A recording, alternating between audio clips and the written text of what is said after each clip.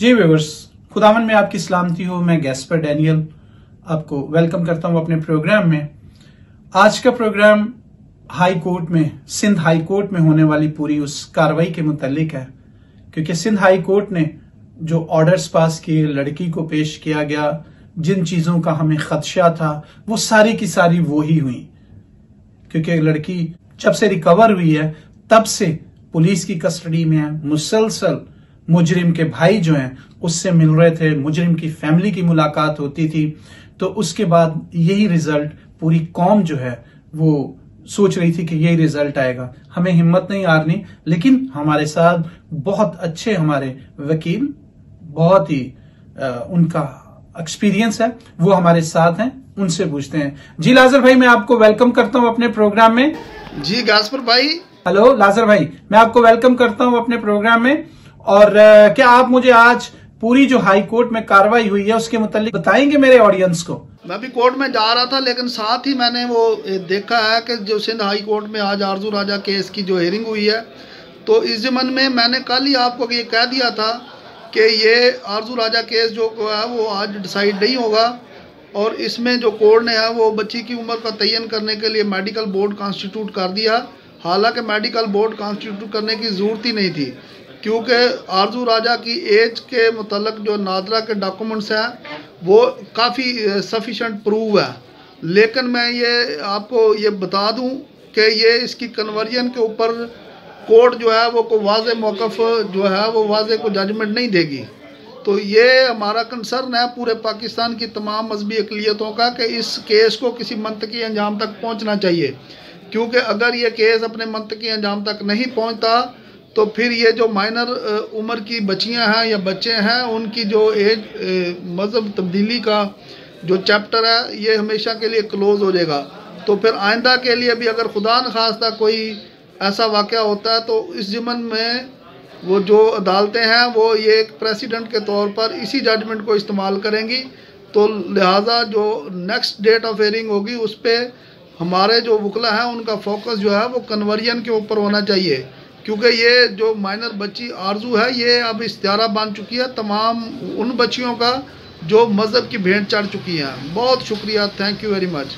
जी वकील साहब, दूसरा मैं इसी के साथ एक और सवाल पूछूंगा आपसे कि क्या आप मुझे बता सकते हैं कि क्या आपके पास कोई, आपके जो मतलब जितने आपने केस इस वक्त तक हैंडल जिनको किया है, उनमें कोई ऐसी जजमेंट, कोई ऐसी चीज है जिससे हमें कोई होप मिल सकता है या आगे का रास्ता मिल सकता है, कोई लाए अमल ऐसा हो जो हम कर सके कानून की तरफ जाते हुए?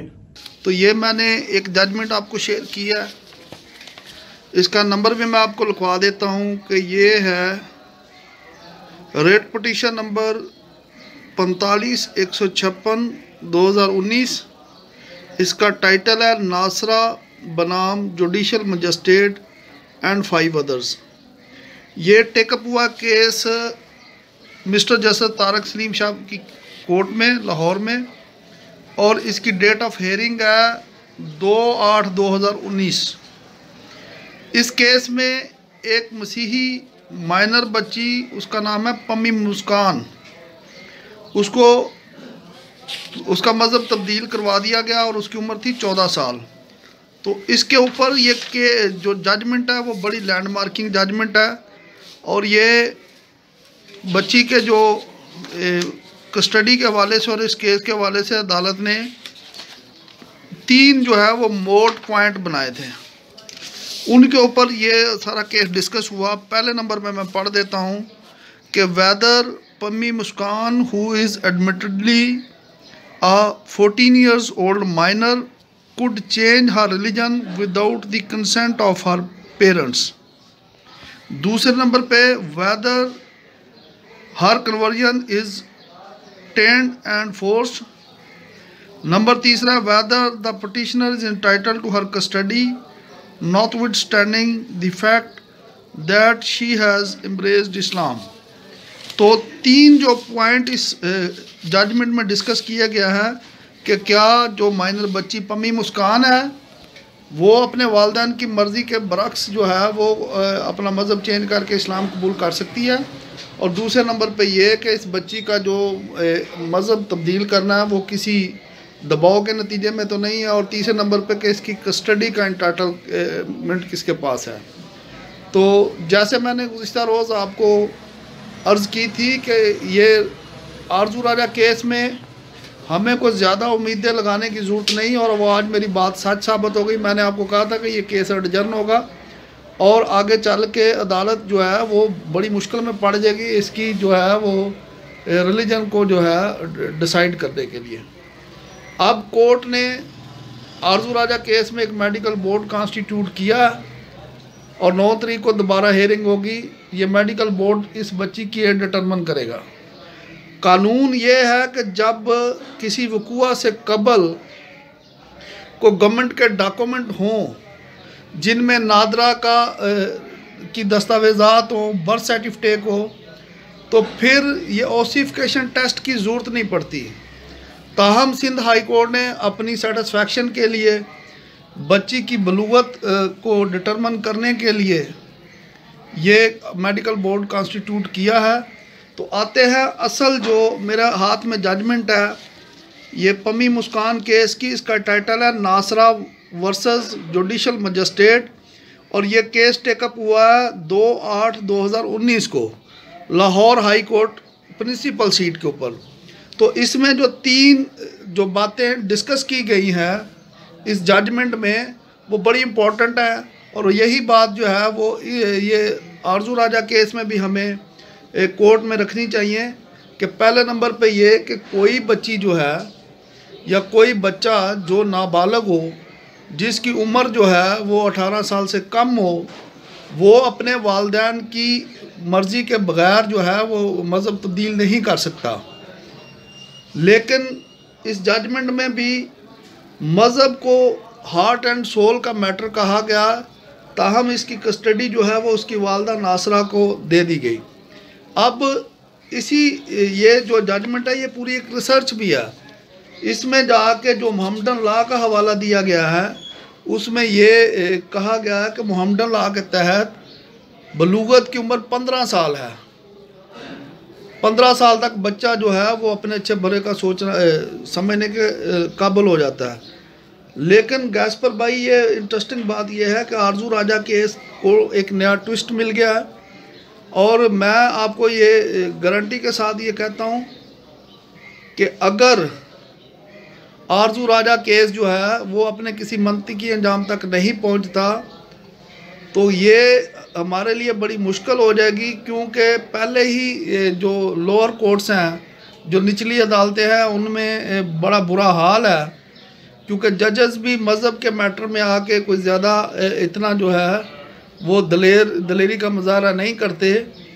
तो मेरे तजर्बे की बात मैं बता रहा हूँ, मैंने आज तक जो है मेरी 20 साल की स्टैंडिंग है, उसमें मैंने काफ़ी सारे केस जो है वो जबरी शादी और फोर्स कन्वर्जन के किए हैं, जिसमें रिसेंट पास्ट में सदफ खान एक मशहूर केस है वो मैंने किया, रेशमा का केस किया, रोशनी का केस किया, एक 12 साल का बच्चा था मोहन राम, उसके वालिद बच्चू राम की तरफ से मैंने केस किया, एक ईशा बशीर है उसका केस मैंने लड़ा। लेकिन मैं ईमानदारी के साथ कहता हूँ कि इन तमाम केसेस में हमें अदालतों में बुरी तरह शिकस्त का सामना करना पड़ा, क्योंकि सारी बच्चियों ने ऑलमोस्ट, कशमाला देवी, सदफ खान, दूसरों ने आके उनके साथ जो है वो शादी जुड़ी होती है, और ये जो अपने पैरामोर की तरफ इनका झुकाव ज़्यादा होता है, तो ये कोर्ट में अपने माँ बाप को पहचानने से भी इनकार कर देती है। तो इस जजमेंट के तहत जो है वो बच्ची की कस्टडी को ना प्रेस करना चाहिए कोर्ट में। उसका रिलीजन जो है, जैसे अभी वो उनके वकील साहब कह रहे थे कि 13 साल का जो बच्ची है वो इस्लाम तो कबूल कर सकती है लेकिन वो शादी नहीं कर सकती। अगर ये मैटर ऐसे ही रहता है, कोर्ट ये डिसाइड कर देती है कि जी इसका शादी जो है वो इलीगल है, लेकिन उसका रिलीजन जो है वो रिवर्स नहीं होता, तो फिर तो मामला और बिगड़ेगा ना। क्योंकि हम तो ये कहते हैं कि हमारी डिमांड भी ये है कि ये इन शादियों के पीछे एक अल्टीरियर मोटिव है। ये जो निकाह नामे हैं मासूम बच्चियों के मज़हब के नाम पे, ये जना करने के, रेप करने के लाइसेंसेस हैं, जो अदालतों में वेरीफाई होते हैं आके अदालतों को स्ट्रिक्ट एक्शन लेना चाहिए। जैसे ये इस जजमेंट में कहा गया है कि जो रिलीजन है वो हार्ट एंड सोल का मैटर होता है। तो इंसान की अलाइनमेंट ही 3 चीज़ों से होती है, उसकी बॉडी, माइंड एंड सोल। जब तक इनकी अलाइनमेंट ठीक नहीं होगी तो इसी केसेस में देखें कि बच्ची का जिस्म तो तैयार है, बॉडी तो उसकी जो है वो प्यूबर्टी अटेन कर चुकी है, लेकिन उसकी मेंटल कैपेसिटी जो है वो अभी इस काबिल नहीं होती, वो मैच्योर इनफ नहीं होती कि वो अपना रिलीजन डिसाइड कर सके। और ये देखें इसके जो आरजू राजा केस में सैकड़ों की तादाद में हमारे वकला भाई जो है वो कोर्ट के बाहर खड़े होते हैं और फोटो सेशन हो रहा है। आप ज़रूर फ़ोटो सेशन भी करें, लेकिन आपने आर्गूमेंट्स को कोर्ट के अंदर रखें। अदालत को ये कायल करने की कोशिश करें कि हमारा जो कंसर्न है वो सिर्फ शादी नहीं है, हमारा कंसर्न रिलीजन भी है, रिलीजन की तब्दीली भी है। अगर आप ये कहते हैं कि ये शादी जो है वो गैर कानूनी है तो वो कल्प्रेट को कितनी पनिशमेंट होगी? ज़्यादा से ज़्यादा 3 साल। वो 3 साल की पनिशमेंट में उसकी दूसरे दिन बेल हो जाएगी और ये बच्ची जो है वो सारी ज़िंदगी अपने माथे के ऊपर ये जो है वो जना का, रेप का जो स्टिग्मा लेके फिरेगी। इस केस को मंतकी अंजाम तक लेके जाना चाहिए, इसको प्रेस करना चाहिए कि ये सिर्फ शादी जो है वो गैर कानूनी नहीं है, इस बच्ची का जो रिलीजन चेंज किया गया है वो भी गैर कानूनी है। इसको रिलीजन चेंज करने की मुकम्मल आज़ादी है, लेकिन इसको मज़ीद 4-5 साल जो है वो इंतज़ार कर लेना चाहिए। अगर ये 18 साल की हो जाए और फिर जाके ये समझे कि इसको जो है वो अपना नया रिलीजन में ही रहना है तो हमें किसी को कोई एतराज़ नहीं होना चाहिए।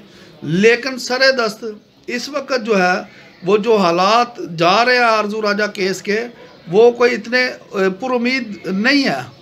मैं आपको बहुत ज़्यादा मैं आपको तसल्ली नहीं देना चाहता। मैंने आपको कल भी कहा था अपने तबसरे में कि आरजू राजा केस एक नशिस्त में या एक हेयरिंग में डिसाइड नहीं होना। अगली डेट पे देखते हैं कि अदालत अगर इसकी कस्टडी वालिदैन को नहीं देती तो फिर ये जो हमारी सारे दोस्तों की मेहनत है या जितने लोगों का कंसर्न है वो that is become to the alarming situation, क्योंकि ये आरजू राजा केस कोई आखिरी केस नहीं है।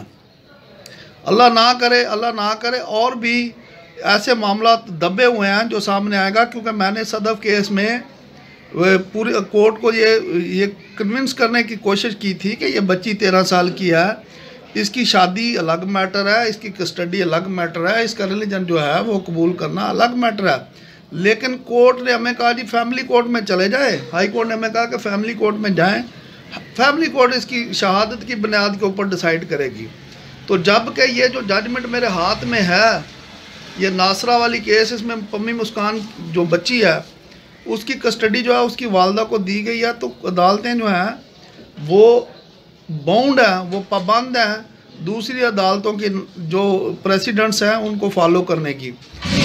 देखते हैं क्या होता है। लेकिन मैं आपको ये यकीनन कहना चाहता हूँ कि आपकी जितनी भी एफर्ट्स हैं उनको ज़रा अब सही डायरेक्शन पे हमें लेके जाना चाहिए। हमें इसके रिलीजन के ऊपर भी बात करनी चाहिए कि कोई 13 साल की बच्ची जो है वो अपना मज़हब तब्दील कर ही नहीं सकती। क्योंकि मैंने देखा है कि वो प्रेस कॉन्फ्रेंस करते हुए हमारे जो वकील साहब हैं वो कह रहे थे कि जी वो अगर कोर्ट में ये कह देती कि मैं 13 साल की हूँ और मैंने इस्लाम कबूल कर लिया तो फिर भी बात बन सकती थी। भाई बात ये है कि सिर्फ शादी करना इसके साथ तो मुंसलिक नहीं है, इसके साथ तो उस बच्ची का मज़हब भी जुड़ा हुआ है।